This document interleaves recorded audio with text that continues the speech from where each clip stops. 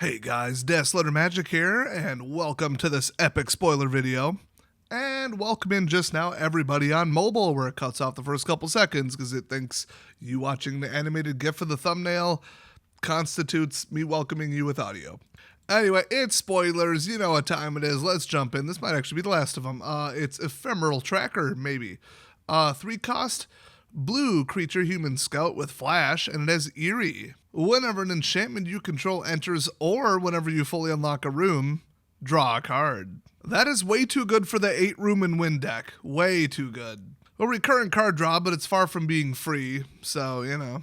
Next up, Jump Scare, because, of course, until end of turn, get this, 1 cost white instant, until end of turn, you get +2/+2, flying, and becomes a horror enchantment creature in addition to its other types. Now, you don't get enchantment ETB because it didn't enter the battlefield, but this is the most insane ambush, and it's in the common slot, so it's really going to come down to draft white plus what other color in this set.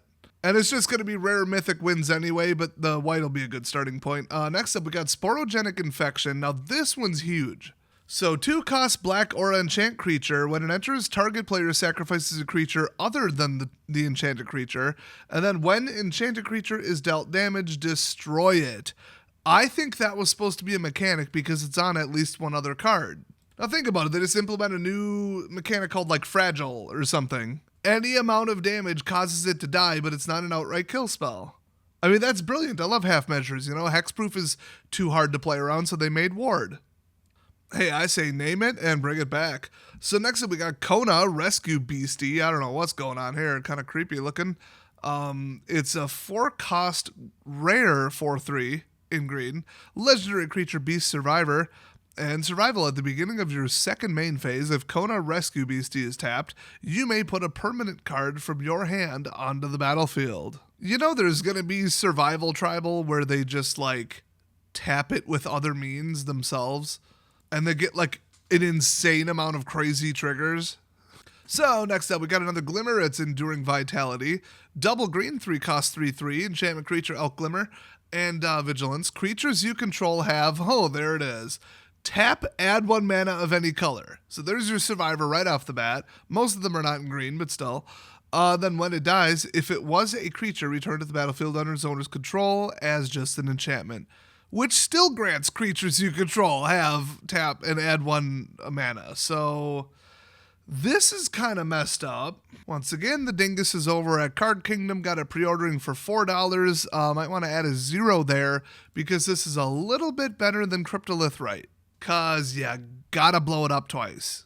Oh, and I was right about the other elf. They got it for sale now for, I think, triple what they had initially listed it for. Still not enough. Next up, let's play a game. Oh boy, it's a Saw parody. I'm sure they'd say homage, but everything they do is a parody. So 4 cost, Black Sorcery Delirium, which is never going to work, by the way. Choose one if there are 4 or more type cards or types among cards in your graveyard. Choose 1 or more instead. Ooh, so you can just go with all 3. Creatures your opponents control get -1, -1 until end of turn. Each opponent discards 2 cards, or each opponent loses 3 life and you gain 2 life. For 4 mana as an uncommon with Delirium, that's... you'd have to have Delirium to make this worth it. This is pretty bad. Next up, Exorcise. It's a 2 cost white sorcery, exile target artifact, enchantment, or creature with power 4 or greater. Glad they didn't do casting cost. Next up, Fear of Exposure, aka being a Democrat senator. It's a 3 cost green 5/4 enchantment creature, Nightmare. That's pretty appropriate.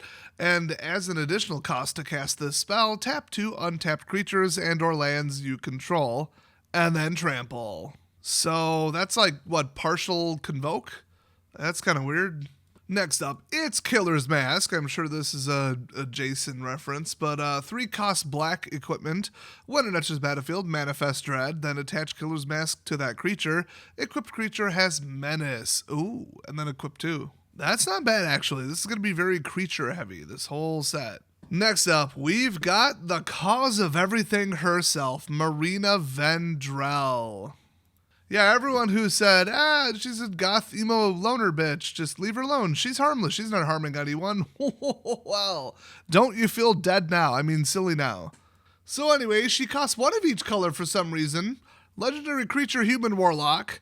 And when Marina Vendrell enters the battlefield, reveal the top 7 cards of your library, put all enchantment cards revealed this way into your hand, and the rest on the bottom of your library in random order. And then you can tap her, open or close target room you control. Ooh, activate only as a sorcery. They can't tell if she's the innocent victim who was scammed by the demon. They can't tell if she went full warlock and that worked out for her. Or if she's supposed to be, Nancy Winchester or whatever? You know, the whoever, the Winchester lady that built the Winchester mansion. Porque no las tres. Let's do everything. Next up, Get Out. That literally just is the movie title. It's 2 blue, instant.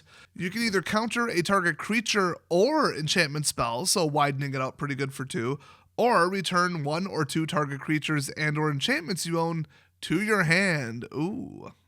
So, story spotlight, and the flavor text says, Kaito's blade brought the light of another plane, how, into Duskmourn, and with it, a brief chance to escape. You can't just build doors that go to other planes, which is apparently what Demon Dude's doing. You can't just use a sword to cut holes into, like, they're just making shit up. Like, we have to be able to get in and we have to be able to get out, and we kill planeswalking. Oops. Yeah, and then portals and the mending and biological. You know what? Screw it. Screw all of it. Can't send biological entities through a portal. Pfft. Well, now you can. So eat it. Oh, but only those scar things, but then also doors, but then also Kaido's sword, but then also weirdo trans person's crystal shards. Nobody knows how those work. If you start and then also finish with because story, you didn't do your job. Anyway, we got surgical suite and hospital room. Oh, that'll trigger some people. I've had bad experiences, but that's why I decided exposure therapy, I'm going to go work in a hospital. So I worked in, I think, 4 different ones in my whole career. So for 2, when you unlock this door, return target creature card with mana value 3 or less from the graveyard to the battlefield. Okay. And then if you pay 4 for the other side, whenever you attack, put a 1/1 counter on target attacking creature. That is 1 creature 1 time, no matter how many you swing with, by the way, in case you're confused by the phrasing, but that's still pretty good. Next up, we got Beastie Beatdown. It's 2 Christmas colors, sorcery. Choose target creature you control and target creature an opponent controls. Delirium. If there are 4 more, you know what it does. Put 2 1/1 counters on creature you control, and then the creature you control deals damage equal to its power to the creature an opponent controls. Really awkward, redundant way of phrasing it, but whatever. Oracle tech's gonna oracle. But yeah, there's no true fighting anymore. I guess they just don't want to rely on, like, green just being bigger. It's stupid. It just gives green, like, free removal. It's such crap. They don't care about the color pie anymore. Speaking of that, Painter's Studio for 3 and Defaced Gallery for 2. That's right, the higher one's on the left. That's weird. When you unlock the left side, exile the top 2 cards of your library. You may play them until the end of your next turn. And then the other side, the cheapo one for 2, whenever you attack, attacking creatures you control get +1/+0 until end of turn. Ooh, for 2, that's pretty spicy. That's not bad. And then the 3-cost refill, oh boy. Yeah, this is a pretty good one. Next up, Dissection Tools, a rare 5-cost colorless equipment. When it enters battlefield, manifest Dread, then attach Dissection Tools to that creature, and then equipped creature gets +2/+2 and has Death Touch and Lifelink. Equip sack a creature. Ooh, so you could move it around for free, but if you just lost one, you're about to lose another. That doesn't work so well. Pretty interesting. And then we've got Unidentified Hover Ship, because if you thought the Alameos were just in somebody's nightmare, you are wrong. So it's a 3-cost double white 2/2 flying artifact vehicle with crew 1. When it enters the battlefield, exile up to 1 target creature with toughness 5 or less, and when it leaves the battlefield, the exiled card's owner manifests Dread. Ooh, so you got it's like that Atari game where you get extra points for blowing it up. Neat. Well, we've got Ghostly Dancers. It's a 5-cost 2/5 creature spirit flying, and when Ghostly Dancers enters the battlefield, return an enchantment card from your graveyard to your hand, or unlock a locked door of any room you control regardless of cost. Hello. And then Eerie, when an enchantment you control enters the battlefield, and whenever you fully unlock a room, oh, pardon me, I misread that, or whenever you fully unlock a room, create a 3/1 white spirit creature token with flying. Oh, damn, that's insane. Little pricey, but it should be. I feel like they should have made it weaker and cheaper. Then we've got Rip Spawn Hunter, because when I think of 60-year-old women, I think of upper body strength and giant 30-pound weapons. That just only makes sense logically. And it's a 4-cost green-white 4/4 legendary creature human survivor. And survival, if you're tapped, second main phase, reveal the top X cards of your library, where X is its current power. Put any number of creatures or vehicle cards with different powers from among them into your hand. Put the rest on the bottom of your library in a random order. Ooh, that's kind of spicy. It might miss. It's not that great, but it's pretty good. Next up, Keys to the House. Really? There's a commander front card that's called the Keymaster too. This is not very interesting, so I didn't throw it in. But yeah, keys very important. So we got a 1-drop artifact. You pay 1, tap it, sack it, search the library for a basic land, reveal it, put it in your hand, shuffle. So it's just like a double paid Evolving Wilds, except it's not a land, so you can ramp. And then 3, tap it, sack it, lock or unlock the door of target room you control. Activate only at sorcery speed. Oh ho ho! Not many rooms are very expensive, but this will do it. Next up, Waltz of Rage. I assume they're mad that this plane has TVs somehow, even though that makes no sense. It's a 5-cost double red sorcery. Target creature you control deals damage equal to its power to each other creature. Anywhere. Like, doesn't matter who owns it. Until end of turn. Whenever a creature you control dies, exile the top card of your library. You may play it until the end of your next turn. So that's whenever per creature. So you could get 5 creatures killed and pop 5 cards, while your opponent gets nothing. You just wiped them out. Interesting card. Next up, we got Overlord of the Bale Merc. That's right, another mythic. It's one of the Avatar horrors from the cycle. Enchantment creature, of course. 5-cost double black 5/5 with impending 5 cost 2. And whenever Overlord of the Bale Merc enters or mills or attacks, mill 4 cards. Then you may return a non-Avatar creature card or Planeswalker card from your graveyard to your hand. Lot of recycling, lot of delirium. Lot of song and dance, get something to line up, and then 1 or 2 control spells and you're dead. So kind of dead on arrival. I think green and black are going to be pretty unplayable. You never know though. Next up we got Sheltered by Ghosts for some reason. 2-cost white enchantment aura. Enchant creature, but only that you control. Whenever Sheltered by Ghosts enters the battlefield, exile target non-land permanent and opponent controls until this leaves. And then enchanted creature gets +1/+0 and has lifelink and ward 2. Yeah. This is pretty nuts on the power level. So next up, we got another off-color room. It's 2 red or 5 blue with double blue. The red side is when you unlock this door, this room deals damage equal to the number of cards in your hand to target creature and opponent controls. Ooh, and the other side, you have no maximum hand size. At the beginning of your end step, draw a card. Oh, boy, I don't like anything that helps, is it? And this is not a 2-color heavy set, but that's a good card. Well, next up we got Defiled Crypt and Cadaver Lab. I really don't know why the more expensive one's on the left all of a sudden. Weird design choice change in the middle there.